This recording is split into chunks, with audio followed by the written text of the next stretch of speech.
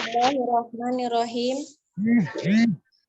Assalamualaikum warahmatullahi wabarakatuh.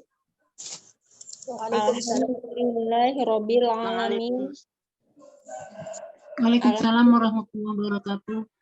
Ya, alhamdulillahi nahmaduhu wa nasta'inuhu wa nastaghfiruhu wa na'udzu billahi min shururi anfusina wa min sayyiati a'malina may yahdihillahu fala mudhillalah wa may yudlil fala hadiyalah.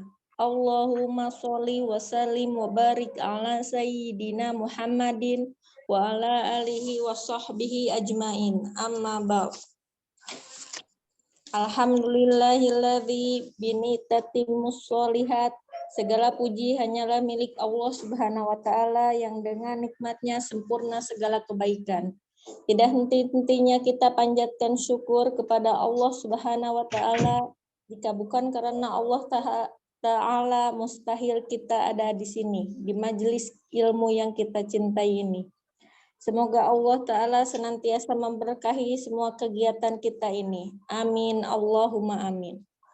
Sholawat serta salam semoga selalu tercurah kepada junjungan kita Rasulullah Sallallahu Alaihi Wasallam. Baiklah, dengan mengharap ridho Allah Ta'ala, mari kita buka majelis kita ini dengan melafazkan basmalah. Bismillahirrahmanirrahim. Dan untuk mempersingkat waktu kepada Ustazah Neneng, kami persilahkan. Tafadholi maskuro.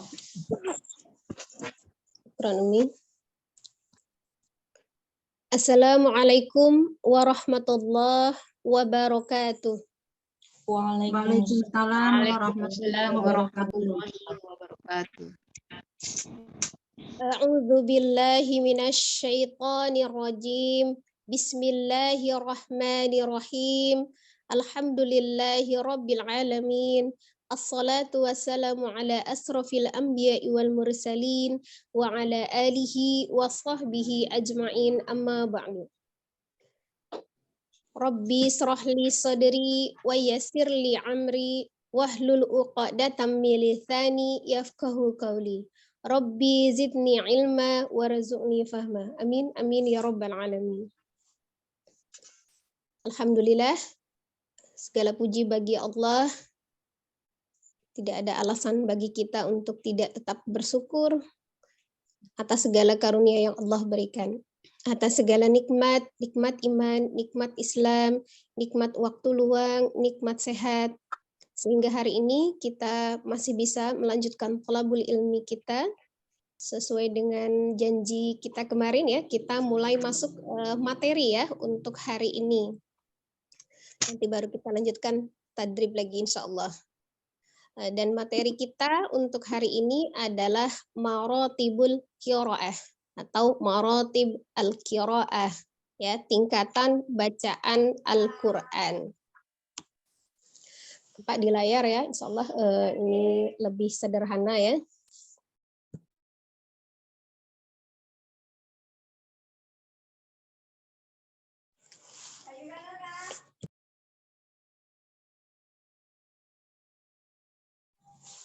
Ya, kita perhatikan ya. Maratibul qiraah atau tingkatan bacaan Al-Qur'an. Ya.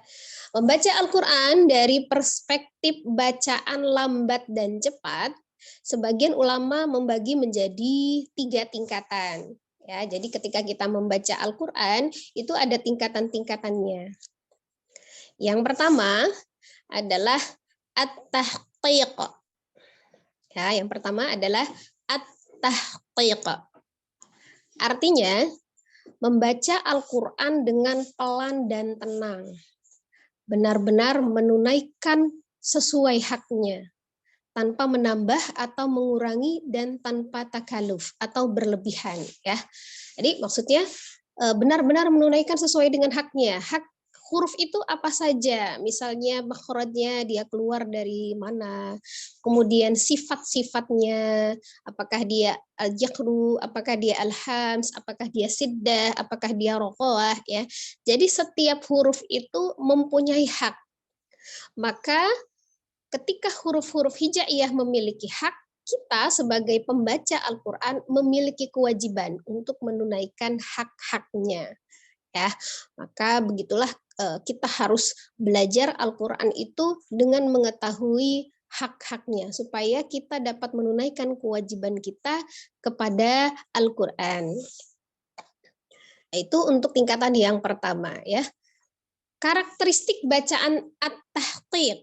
Ya, at-tahqiq ini kalau didefinisikan secara bahasa artinya lambat, ya, lebih lambat seperti itu, ya. Yang pertama, menunaikan setiap huruf dengan haknya.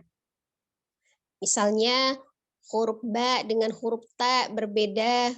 Huruf ba sifatnya kalau dia sukun dia dikolkolahkan, misalnya kalau huruf ta tidak, tak memiliki sifatnya al-hams, ya, sementara ba al-jahru, ya, seperti itu, ya. Jadi berbeda hak-hak yang dimiliki oleh setiap hurufnya. Kemudian yang kedua adalah menguraikan pengucapan huruf dengan baik dan benar. Jadi harus diselesaikan setiap hurufnya. Apakah alif, ba, ta, ya, seperti itu. Jadi pengucapan hurufnya itu harus dengan sempurna. Tidak ada ditimpah-timpah huruf yang satu dengan huruf yang lain, ya. Kemudian yang ketiga, mentahqiq pelafalan hamzah, membaca dengan jelas, ya. Karena kadang-kadang huruf hamzah itu tidak terbaca sempurna a seperti itu, ya. Atau dia menyerupai huruf ain.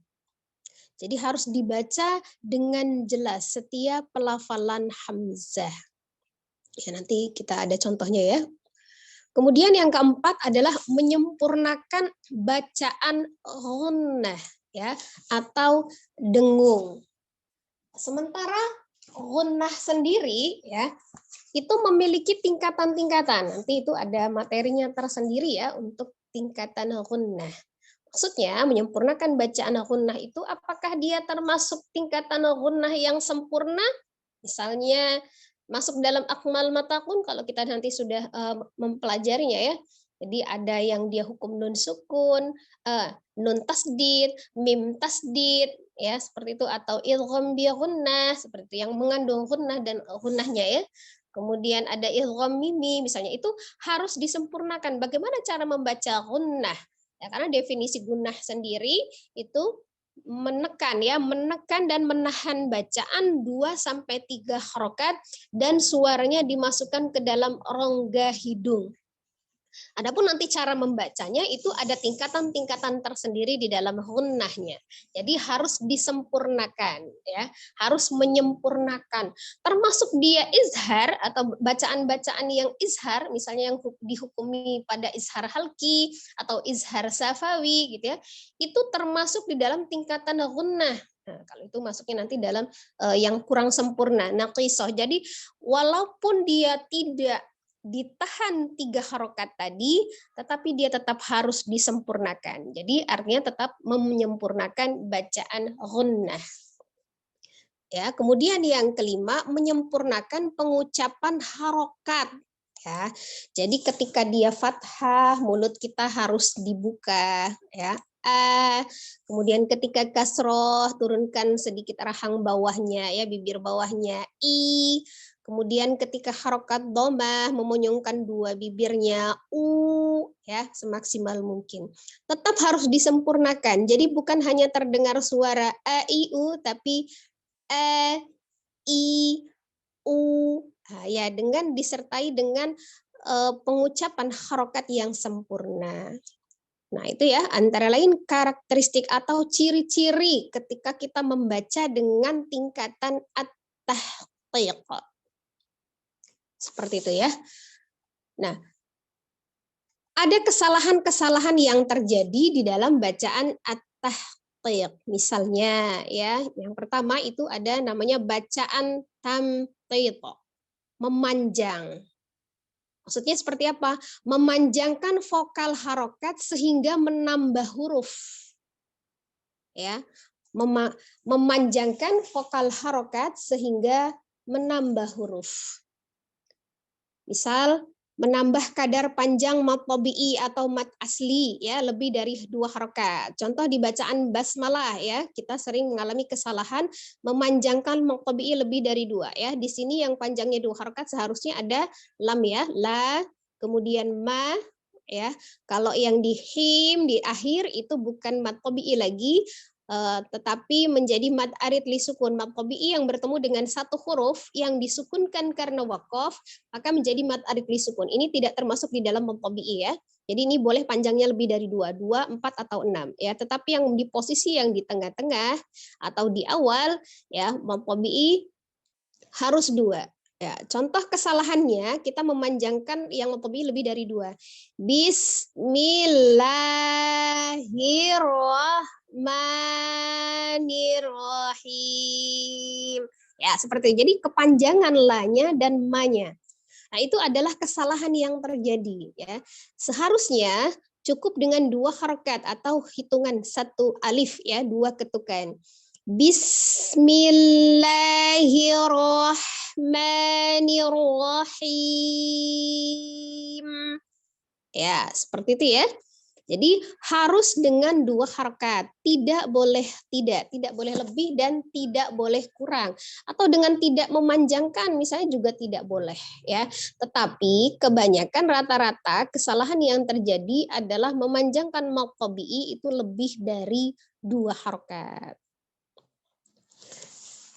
Kemudian contohnya lagi, isba, memanjangkan harokat sehingga melahirkan huruf mat. Maksudnya seperti apa? Biasanya terjadi ketika menghadapi sukun, ya.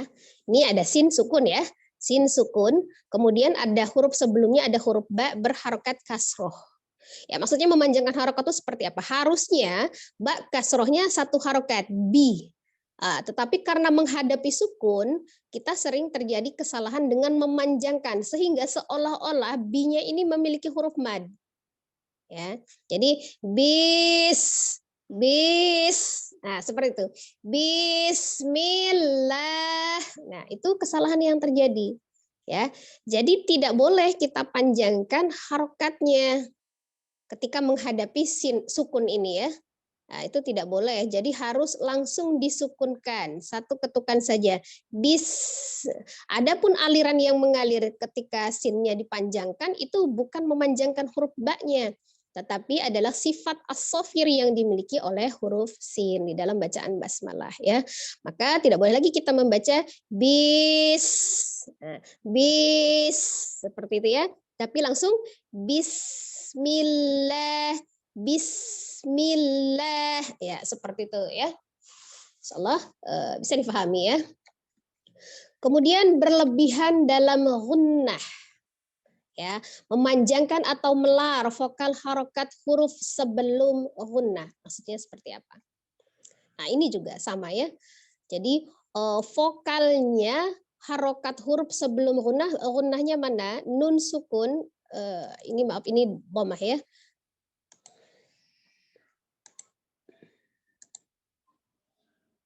Ketika dia nun sukun bertemu dengan kaf, maka dia hukumnya adalah ikhfa. Jadi ikhfa itu artinya samar, tetapi dia mengandung gunnah juga ya. Jadi ikhfa itu masuk dalam tingkatan gunnah kamilah, tetap harus disempurnakan, tetap harus ditahan. Ini bacaannya in kuntum ya seperti itu. Jadi ada 2 gunnah ya, yang ini ada nun sukun ketemu dengan kafnya, kemudian nun sukun ketemu dengan taknya ya. Ini sama-sama ikhfa, nanti ada tingkatan ikhfanya tersendiri. Maksudnya memanjangkan ya. Jadi pertama kita panjangkan hamzahnya. Nah, seperti itu tidak boleh. Jadi yang harus ditahan gunnahnya adalah ketika nun sukun bertemu dengan kafnya. In kuntum Ya, seperti itu. Jadi bukan kuntum, bukan ya, tapi langsung ing, ya seperti itu. Jadi tidak boleh dipanjangkan vokal harokat hurufnya yang sebelum gunnah. Ya, maksudnya seperti itu ya. Jadi tidak boleh berlebihan di dalam gunnahnya. Atau ketika misalnya dia hukumnya izhar, ya, nun sukun atau tanwin yang bertemu dengan salah satu huruf al-halqi, ya. Kita pelajari huruf al-halqi itu ada 6 ya, dari tenggorokan bawah ada hamzah dan ha, kemudian dari tenggorokan bagian tengah ada huruf ha dan ain, dari tenggorokan atas ada huruf kha dan ghain, ya. Nah, itu hukum izhar. Misal an'amta, ya, an'amta tetap harus sempurna. Jadi bukan an'amta, nah, tidak ya, walaupun dia tidak ditahan. Karena izhar itu kalau misalnya di dalam tingkatan gunnah juga dia termasuk dalam gunnah naqisah, walaupun dia gunnahnya kurang sempurna ya, tetapi tetap hurufnya disempurnakan. Seperti itu ya. Jadi itu untuk bacaan at-tahqiq. Dan tingkatan at-tahqiq ini sangat direkomendasikan pada saat kita belajar dan mengajar Al-Qur'an. Nah, jadi inilah tingkatan yang dibaca ya. Jadi ketika misalnya seperti pada saat kita tadarus gitu kan, ada ustazahnya yang mencontohkan membaca dengan lambat, pengucapan hurufnya satu persatu dengan sempurna, itu berarti termasuk dalam tingkatan at-tahqiq. Ya, jadi dibaca dengan sempurna huruf-hurufnya. A'udzu billahi minasyaitonir rajim. Ya, seperti itu. Di dalam pengajaran Al-Qur'an, metode at-tahqiq ini ya bisa dipenggal di dalam pembelajaran awal. Bisa dipenggal. Pada saat apa dipenggalnya? Pada saat mad tabi'i dan sukun. Ya, untuk awal, untuk pembelajaran awal. Supaya apa? Supaya penyempurnaan setiap huruf. Misal contohnya, ya di dalam bacaan basmalah ini misalnya kita lihat dengan metode at-tahqiq yang metode pembelajaran gitu ya. Maka bismillahirrahmanirrahim. Nah, seperti itu. Jadi ada penjedahan. Nah, itulah yang dimaksud dengan bacaan yang terbata-bata. Ya, jadi bacaan yang terbata-bata di awal tingkat pembelajaran seseorang. Jadi tetap dengan metode at-tahqiq, tapi dengan penjedahan di mad tabi'i dan sukun untuk tahap-tahap pembelajaran awal. Tapi setelah kita tahu hak dan sifat suatu huruf, maka tidak semua yang sukun itu terjedah. Karena ada yang memiliki sifat al-hams, dia harus mengalir ya, seperti jadi tidak terjedah. Itu ya untuk rekomendasi ketika kita belajar dan mengajar Al-Qur'an di metode at-tahqiq ini, di tingkatan at-tahqiq ya, yang lebih lambat. Kemudian yang kedua, tingkatan yang kedua adalah at-tadwir. At-tadwir artinya membaca Al-Qur'an tengah-tengah ya, pertengahan antara bacaan pelan dan cepat, tetapi tetap dengan menjaga kaidah tajwid. Ya, jadi ini tidak boleh dilupakan, tetap menjaga kaidah tajwid. Segala tingkatan sama ya. Ini juga sama, benar-benar menunaikan sesuai haknya. Ya. Sama, tetap memperhatikan kaidah tajwidnya.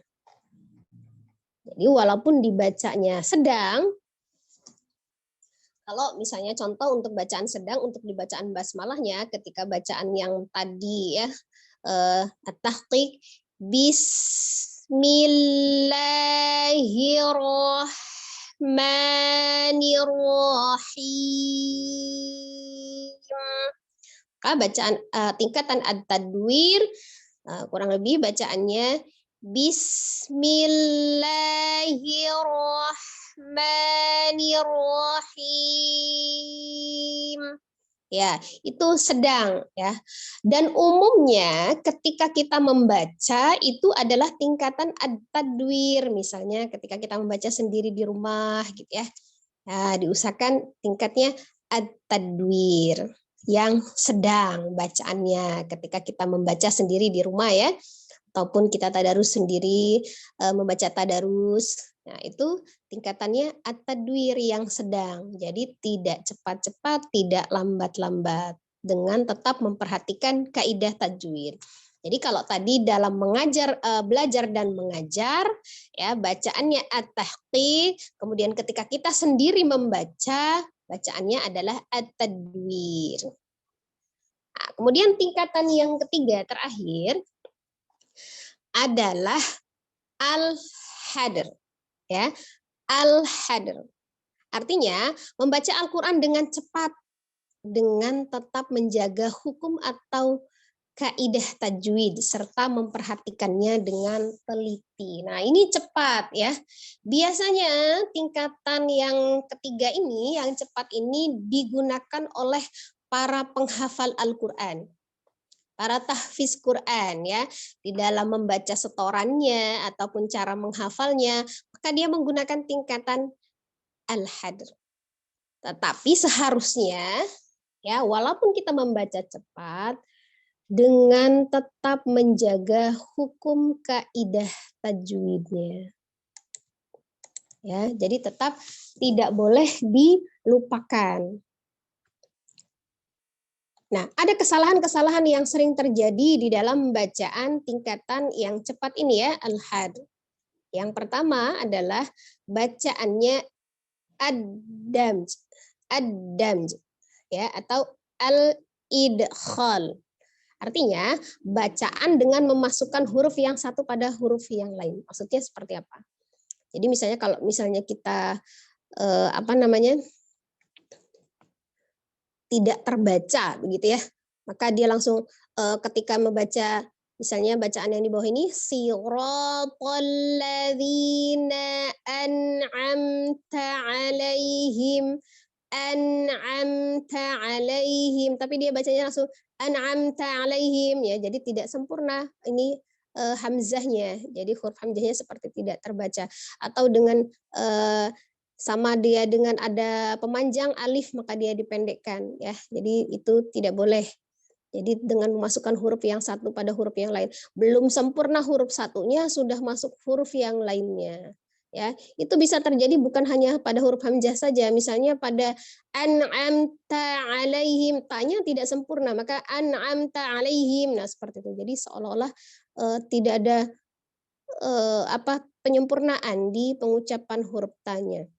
Ya, atau misalnya seperti ini, lam sukunnya seperti langsung diidghamkan dengan nun, maksudnya walaqad ja'alna, jadi kurang sempurna lamnya itu, ja'al tidak terdengar lamnya, jadi seperti langsung meloncat ke huruf nun gitu ya, jadi seolah-olah dia dilebur, ditasdidkan ke huruf nunnya, padahal dia ada lam di sini.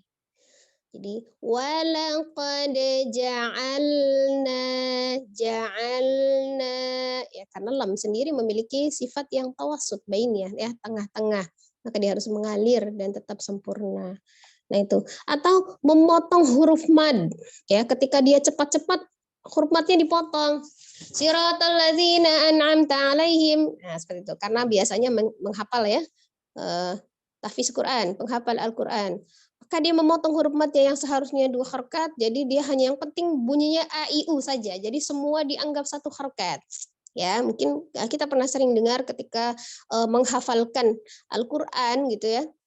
Tidak dibarengi dengan kaidah panjang pendeknya. Jadi semua dipukul rata pendek karena mengutamakan bacaan cepat di dalam menghafal Al-Qur'an.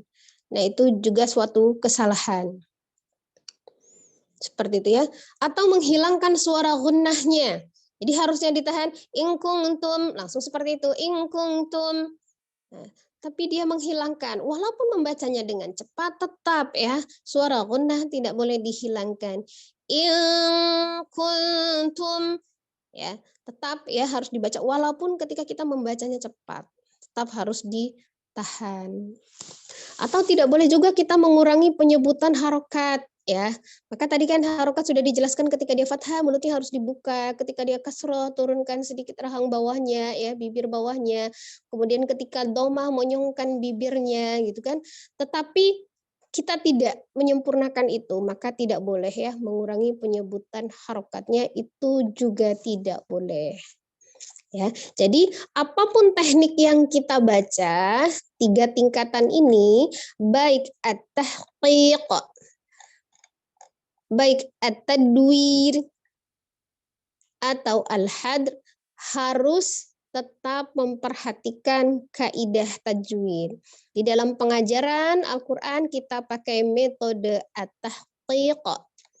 Ketika kita tadarus membaca Al-Quran sendiri, kita baca dengan at-tadwir. At-tadwir ya, dengan sedang. Maka ketika kita menghafal Al-Quran, kita baca dengan tingkatan al-hadr. Kemudian kita pernah dengar ya,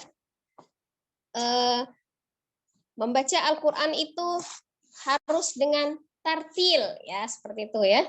Misalnya ada di dalam firman Allah Subhanahu wa taala misalnya dalam surat Al-Mujammil ayat 4 ya. Yang artinya itu bacalah Al-Qur'an itu secara tartil. Di dalam surat Al-Mujammil kita sering baca ya. Baca Al-Qur'an itu harus tartil. Jadi masuk tartil itu maksudnya seperti apa? Masuk di dalam golongan tingkatan yang mana ya?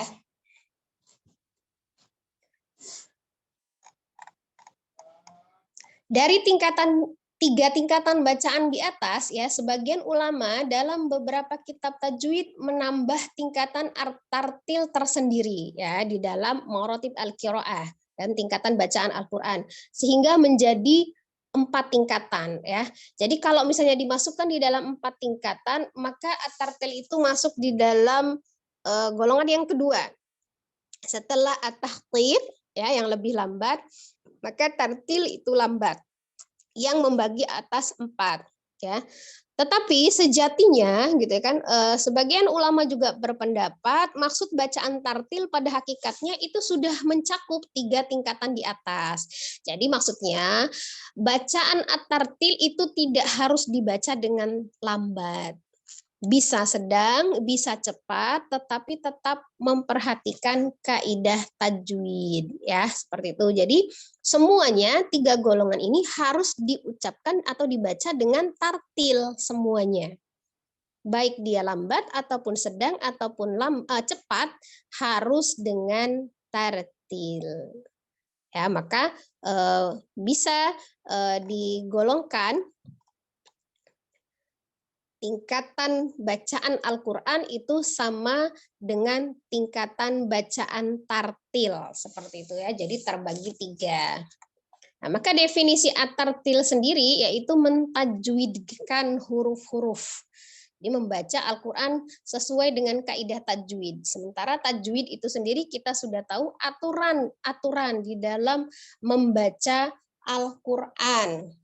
Ya, aturan di dalam membaca Al-Quran dengan memenuhi hak-hak huruf ya. Kemudian mengetahui al-wukuf. Al-wukuf itu apa? Hukum wakaf dan ibtida. Maksudnya kalau hukum wakaf itu tanda-tanda wakaf, kapan kita berhenti. Kapan kita berhenti? Apakah harus diulang? Apakah tidak? Ya, apakah harus ibtida? Kita setelah wakaf apakah harus ibtida, mengulangi bacaan atau lanjut. Nah, jadi tidak sama dengan ketika kita membaca, yang penting asal baca, kapan kita berhenti bisa berhenti, kapan kita melanjutkan bisa melanjutkan. Tidak ya, dalam Al-Qur'an ada aturannya. Kapan kita boleh berhenti dan kapan kita memang terpaksa berhenti, dan bagaimana aturan untuk melanjutkan bacaannya. Ya, bisa jadi ketika tidak ada tanda wakaf kita berhenti karena nafasnya ya. Karena nafasnya yang terbatas maka kita berhenti. Sehingga kita akan mengulangi bacaan.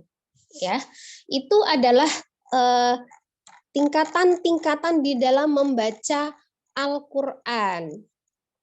Insyaallah ini sederhana ya, lebih difahami dan lebih dimengerti. Oh, jadi ketika saya membaca, belajar nih, maka diusahakan kita bacanya tingkatannya lambat-lambat aja lah, supaya saya bisa mempelajari huruf per huruf itu sesuai dengan haknya.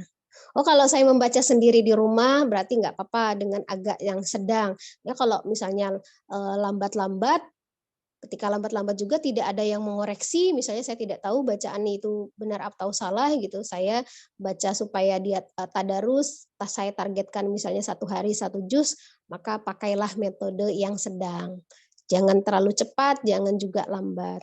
Tapi saya ketika menghafal Al-Quran, saya pakai yang cepat, tapi saya pelajari dulu kaidah tajwidnya, jadi supaya panjang pendeknya juga tidak salah. Ya, itu adalah penempatan metode yang kita gunakan di dalam membaca Al-Quran. Kapan kita menggunakan metode yang lambat, kapan kita menggunakan metode yang sedang, kapan kita melakukan yang cepat. Soalnya ya, bisa difahami ya, seperti itu ya. Nah, ini dari penjelasan-penjelasan ini, ada yang ingin bertanya sebelum kita contoh bacaan ya. Ada yang ingin bertanya terlebih dahulu? Assalamualaikum Ustazah.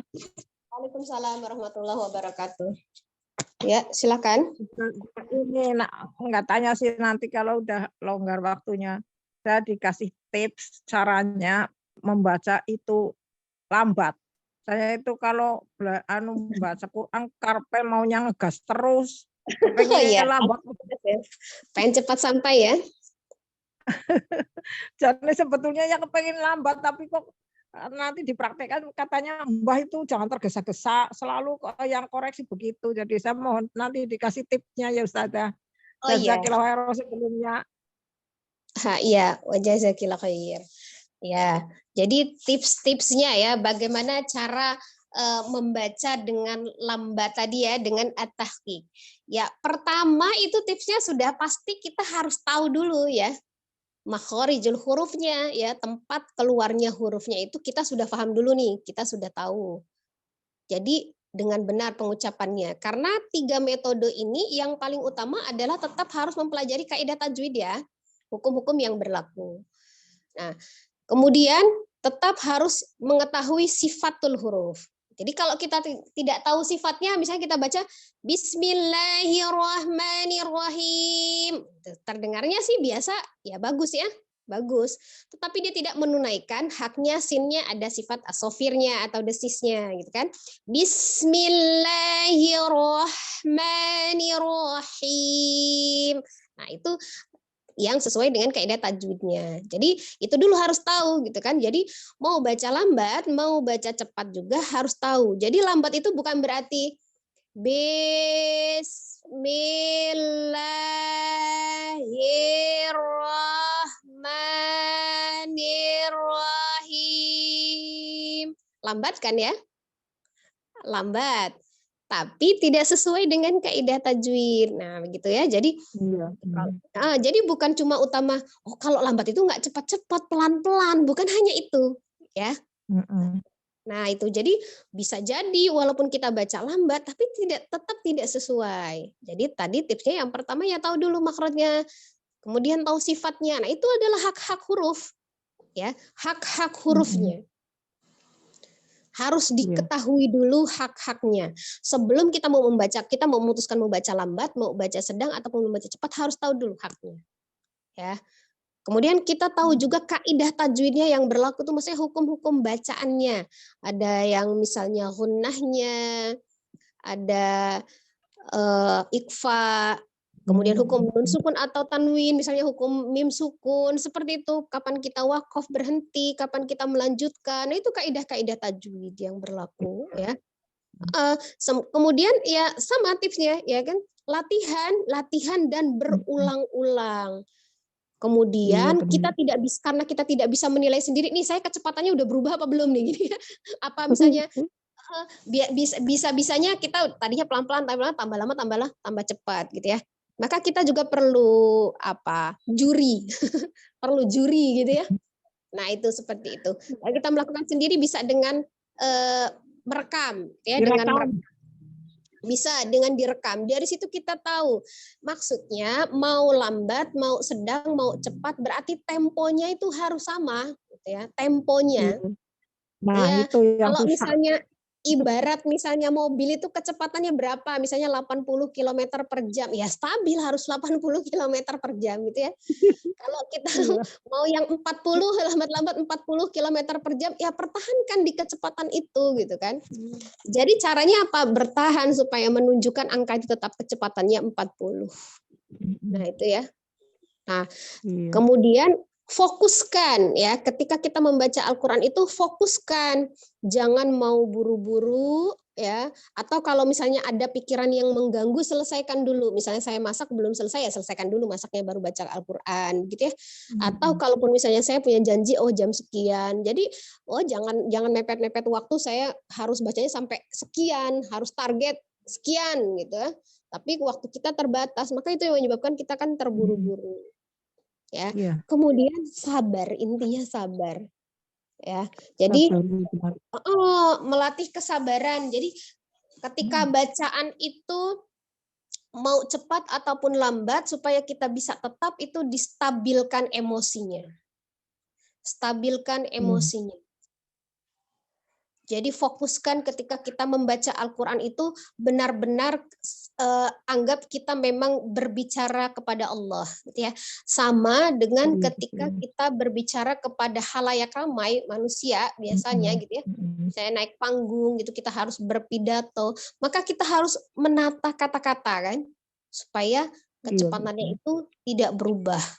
Dan tidak mempengaruhi apapun. Misalnya ketika kita di dalam kehidupan sehari-hari ya, kita mau nasehatin anak karena anak itu misalnya melakukan suatu kesalahan, kita ngomongnya pertama pelan-pelan ya. Pertama pelan-pelan. Nak, jangan begitu, itu salah. Tapi ketika dia membalas, menjawab perkataan kita, maka kecepatan kita berubah. Ngegas. Ya, kecepatannya berubah dan naik tingginya ya, notasinya naik gitu kan, seperti itu gitu kan. Nah, itu yang mempengaruhi. Jadi makanya kalau membaca Al-Qur'an itu tenangkan suasana hatinya ya, jangan kalaupun kita sedang marah gitu kan, tenangkan dulu ya baru baca Al-Qur'an. Jadi contohnya seperti ini ya, saya contohkan begini ya. Kalau misalnya kita punya masalah, kita hendak mengadu sama Allah gitu kan, tapi saya pengen mengaji gitu ya. Dan waktu yang baik itu adalah setelah sholat ya kan, setelah sholat gitu kan. Tetapi gitu kalau saya ya, setelah sholat ya saya berdoa dulu gitu kan, saya ngadu dulu sama Allah. Kalaupun saya mau nangis mau apa, jadi diatur emosi saya. Ketika saya sudah tenang, sudah curhat sama Allah, baru saya mengaji begitu.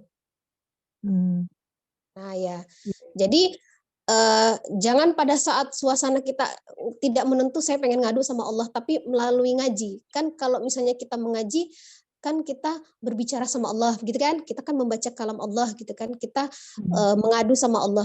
Tetapi ungkapan kita belum tertunaikan, masih ada mendendam di hati gitu. Nah, maka itulah yang mempengaruhi bacaan kita terganggu. Ya, bisa difahami ya. Jadi dalam suasana yang memang kita benar-benar siap untuk berbicara kepada Allah, ya seperti itu kalau misalnya membaca Al-Quran. Ya, jadi kalaupun kita mau supaya tenang, saya mau membaca Al-Quran, ya tenangkan dulu pikirannya, tidak ada yang mengganggu. Terus kalau misalnya gunakan waktu setelah sholat, gitu kan, setelah sholat saya berdoa dulu. Saya berdoa dulu, tenangkan. Atau walaupun misalnya itu bukan waktu sholat, ketika kita baca Al-Quran, kita juga baca doa dulu ya. Kita baca ta'awudnya kan. Ya. baca doa